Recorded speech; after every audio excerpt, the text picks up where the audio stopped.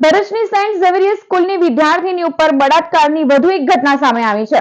બાળકી સાથે અયોગ્ય વર્તન કરનાર ઇન્ચાર્જ આચાર્ય બાદ પૂર્વ વિદ્યાર્થી અને શિક્ષિકાના પતિ ફિલિપ ઉર્ફે રોનીની પણ તે જ વિદ્યાર્થીની સાથે બળાત્કાર ગુજારવાના ગુનામાં પોલીસે ધરપકડ કરી છે।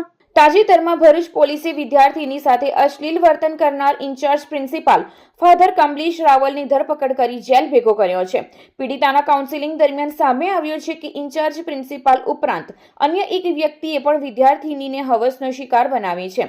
સેન્ટ ઝેવિયર્સ સ્કૂલના રિયુનિયન પ્રોગ્રામના આયોજનના બહાને શાળાની શિક્ષિકાના પતિ અને પૂર્વ વિદ્યાર્થી ફિલિપ ઉર્ફે રોનીએ પીડિતાને તેના ઘરે લઈ જઈ 2 વાર બળાત્કાર ગુજાર્યો હતો।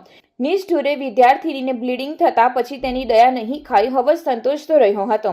બનાવની ફરિયાદ ભરૂચ શહેર એ ડિવિઝન પોલીસ સ્ટેશનમાં નોંધાયા બાદ પોલીસ ઇન્સ્પેક્ટર કોમલ વ્યાસની ટીમે બળાત્કારી ફિલિપ ઉર્ફે રોનીની ધરપકડ કરી લીધી છે। આરોપી ફિલિપ ઉર્ફે રોનીની ધરપકડ બાદ તેને કોર્ટ સમક્ષ રજૂ કરવામાં આવતા તેના 24 જાન્યુઆરી સુધીના રિમાન્ડ મંજૂર કરાયા છે। કોર્ટે બળાત્કારના ગુનામાં પોક્સોની કલમ પણ દાખલ કરવા આદેશ કર્યો છે। ફિલિપે અગાઉ પણ આવી હરકતોના કારણે પોલીસ ચોપડે ચડ્યો હોવાની માહિતી મળી છે, ત્યારે પોલીસે આ માહિતીઓની ખરાઈ અને અન્ય વિદ્યાર્થીનીઓ આ હવસનો શિકાર બની છે કે કેમ તેની તપાસ હાથ ધરાઈ છે। ઉલ્લેખનીય છે કે એક જ વિદ્યાર્થીનીને પહેલા ઇન્ચાર્જ પ્રિન્સિપાલ અને બાદમાં શિક્ષિકાનો પતિ હવસનો શિકાર બનાવતા શાળાઓમાં વિદ્યાર્થીનીઓની સુરક્ષાને લઈ ફરી ચિંતાનો વિષય ઊભો થયો છે। મામલાને ગંભીરતાથી લઈ પોલીસે દાખલારૂપ કાર્યવાહીની તૈયારીઓ હાથ ધરી છે। ભરૂચ સિટી એ ડિવિઝન પોલીસ સ્ટેશન ખાતે 20 જાન્યુઆરી 2025ના રોજ એક ફરિયાદ નોંધાવવામાં આવે છે, જેમનો ગુના નંબર છે 83/2025, જેમાં વેરિયસ બીએનએસ ઉપરાંત એટ્રોસિટીની કલમ દાખલ કરેલ છે।